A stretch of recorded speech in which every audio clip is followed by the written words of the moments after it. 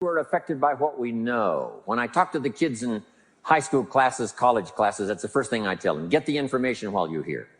Right? Nothing worse than being stupid when you get out of school. So get the information. Being broke is bad, but being stupid is what's really bad. And what's really, really bad is being broke and stupid. Nothing much worse than that, unless you're sick. Right? Sick, broke, and stupid. That's about as far as you can fall unless you're ugly, right? But surely that would be the ultimate, right? The ultimate negative life. Ugly, sick, broke, and stupid. So learn all you can. We're affected by what we know, so get the information. Don't be lazy in learning. Don't be lazy in going through the books, building your library, coming to classes like this consistently. Some of them will be so dramatic, your life will never be the same. Maybe this is one of those today. Next, we're affected by how we feel, attitude. This is the emotional part. We need the intellectual part to set sail. So as the winds blow, we can still get where we want to go. Redefine, keep strengthening our psychological and philosophical guidance system. But now we're also affected by the emotions. That's the power. What you know, what you don't know. The accumulation of knowledge or the lack of knowledge affects your dreams, affects your future, affects your income, affects your bank account, affects your associations, affects everything. You've got to really be a student, study, so you can learn how to make wise decisions that'll give you the best chance to build for the future. Okay, here's what's next. We're affected by results. Whatever your current economic results, whatever projects you've launched, the results up until now, that affects you. The results you've had in the past, up until now, that's affected you. Now here's how the past becomes useful. Not to live in the past and not to dwell in the past, but to borrow the experience of the past, and then here's the second part, invest them in the future. We sometimes make the comment, he has a wealth of experience. And see, experience is wealth. What we've been through is a treasure. What we now know is so vital, not just to ourselves and our families, but to the people we're going to meet in the future and the ones we've helped to change their lives up until now. So the past is valuable if you gather it up and invest it now into the future. That's part of our exercise here these 4 days, remembering the past, using it as an investment for the future. Now here's the second one. We look back, yes, but now we look ahead.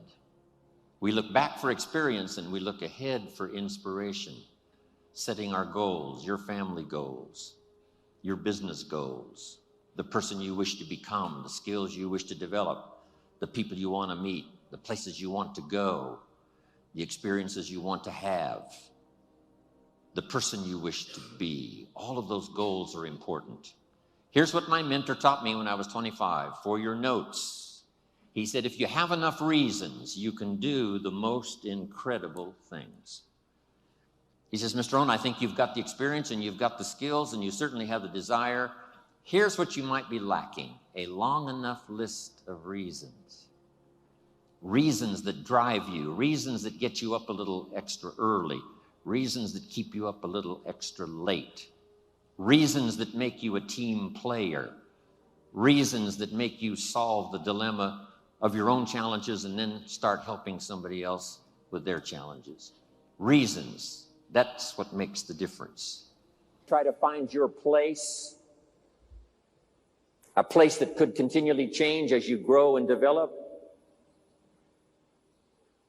When I first started, I wouldn't have been invited to be on this stage with this many people to listen, to take notes. I was not ready. It took me all of these years to get ready for this moment, for this place, for this time.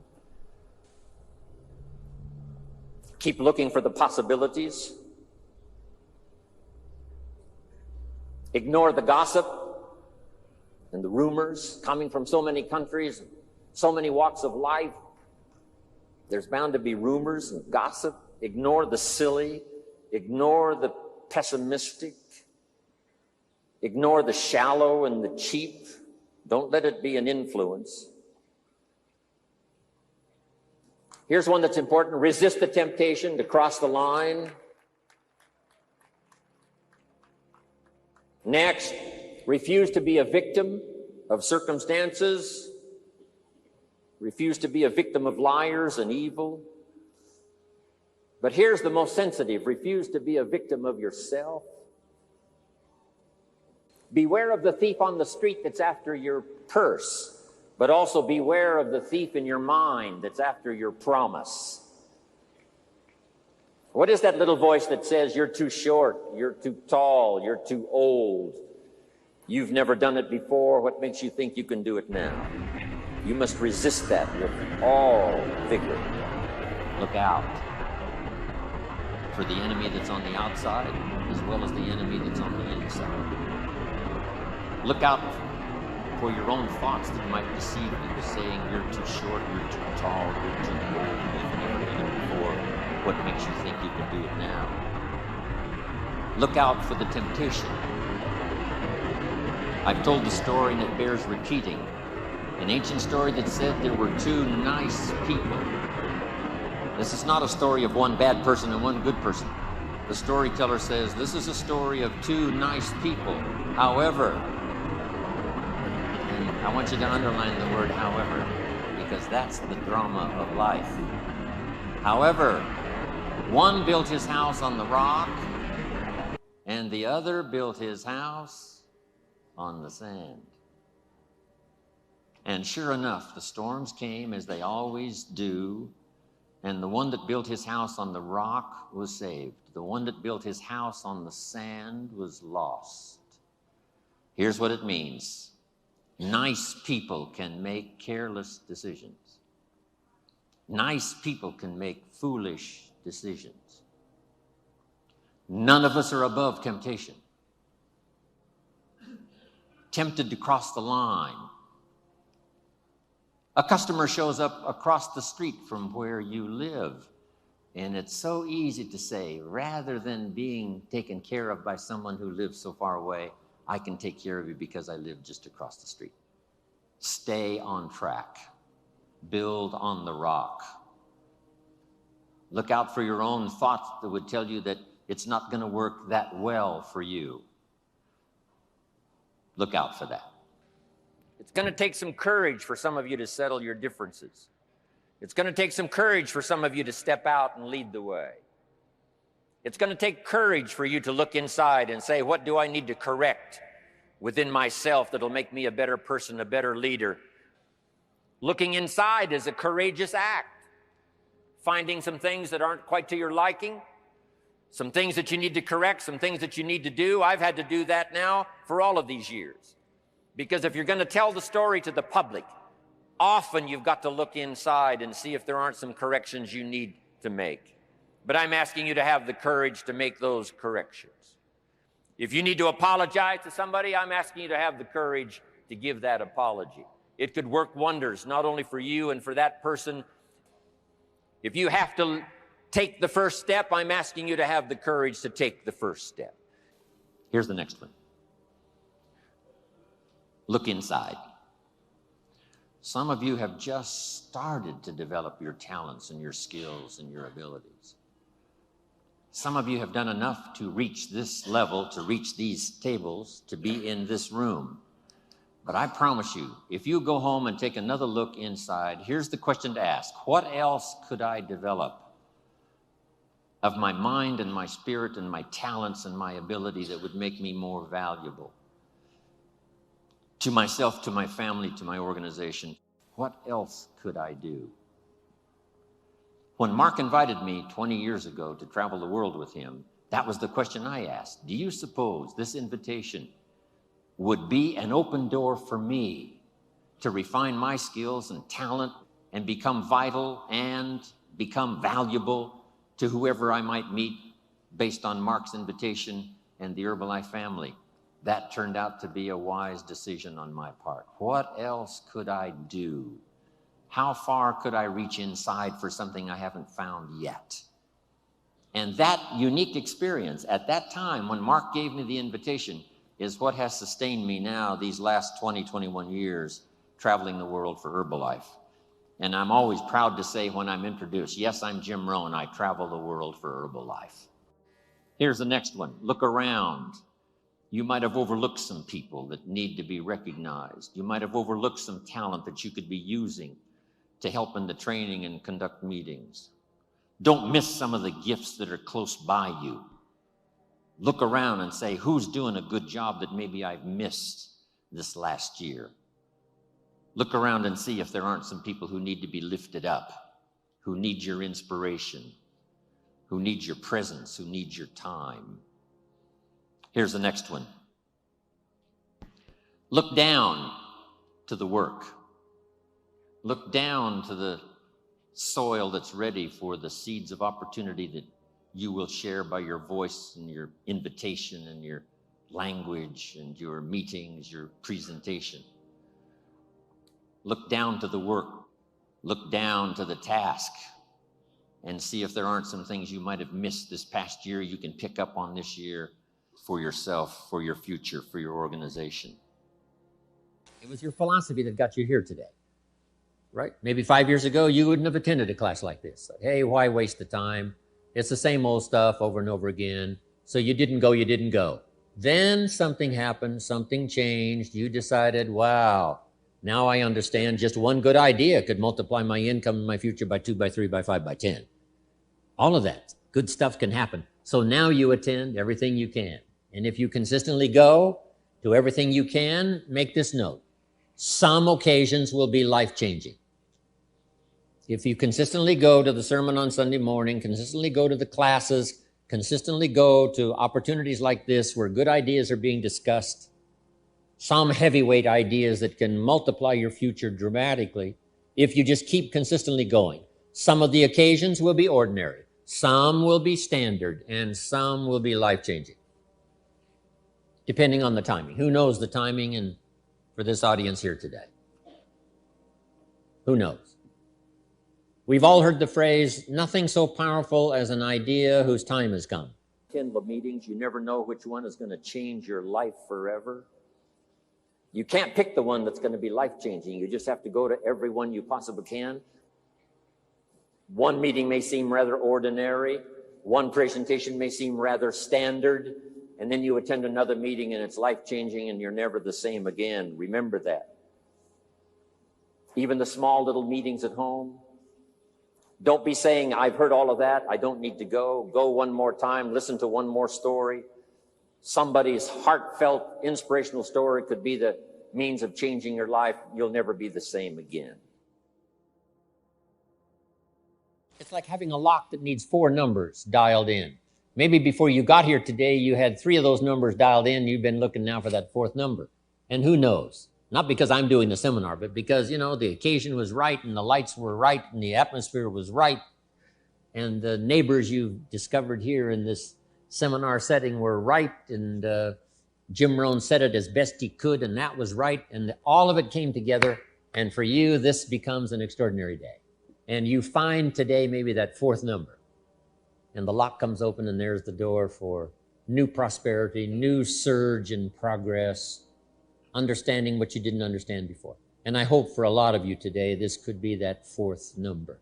This could be one of those days you look back and say, that was one of the days that turned my life around. Whether it's a challenging day or a day like today. Next, we could all use a little help in coaching, which means pray for wisdom so that you'll have the answers to people's questions this year that you didn't have last year. You'll be better equipped to give those answers next year versus this year. So let us do the work. Now take these quick notes. Number 1, constantly review your performance. All of us can use a bit of refinement. When I first started all those years ago, age 25, I was ambitious and a little reckless. And I needed some guidance and some help and some advice. Put this in your notes now. We could all use a little coaching, whether it's our style or whether it's our content or whether it's our performance or whether it's our social life, personal life.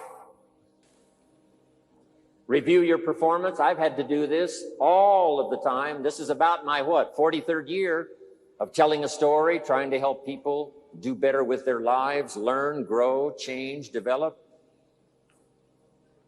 I don't want the day to come when someone says, you should have heard Jim Rohn 10 years ago when he was really terrific. I want someone to say, I heard him 10 years ago, but you should hear him now. He's gotten much better. What's been exciting for me the last 23 years is to watch all the people I've been associated with make those changes. Some of the changes were awkward and difficult, and some of the changes were rather severe. Your refinement made it possible for you to be here, how you think and what you do and how you act and the person that you are. The next one is measure progress. Because if you're going to play the great drama game of life, the key is to keep measuring progress to see how you're doing. How's your health doing? How's your income doing? How are your investments doing? If you're building a house, how is it coming along? What's going on? Measuring progress. That's what we call the name of the game. Here's how we teach it to our children. You must make measurable progress in reasonable time. That's about as simple as you can put it to the kids. You're required to make measurable progress in reasonable time. Now, we must be reasonable with time. You can't say to someone every 5 minutes, how are you doing now? 5 minutes later, how are you doing now? The guy says, I haven't left the building yet. Give me a break. So 5 minutes to ask for a count or a measure is too soon. 5 years is too long, too late. Too many things can go wrong. So reasonable time. Here's reasonable time. 1, at the end of the day. Don't let more than a day go by with what you check and measure some things. Count, measure, take a look at. Success is a numbers game. How many years do you want your child to spend in 4th grade? Approximately. About what? 1. 1 grade, 1 year. Progress. 1 grade, 1 year. And you've got to set up your own measuring system. Don't wait for somebody else to do it. You set it up. Because society doesn't require you not have a heart attack. That you must require of yourself. Society doesn't demand that you build a financial wall around your family nothing can get through. That you must demand of yourself. So the government's not there to measure. Society's not there to measure. You must be responsible enough to measure yourself. How are you coming on this financial wall around your family? Nothing can get through. How are you doing? And whether it's a few pounds to lose, or whether it's a financial wall, or whether it's a growing office, whatever it is, find some ways to measure so you don't become disillusioned, thinking, oh, it looks okay, when it really isn't okay. Measure, check. Measure, check. It's the game to play. Ladies and gentlemen, if you sit down and rest too long, become complacent, we lose the way.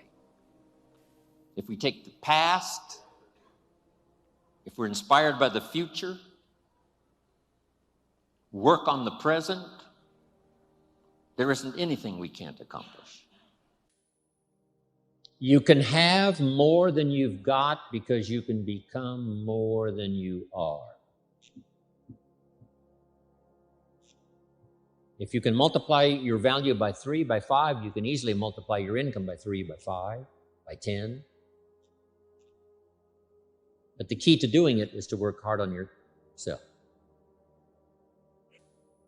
Now, that's why I mentioned this personal development part is learning multiple skills. If it would serve you, multiple languages, okay? Working hard on yourself.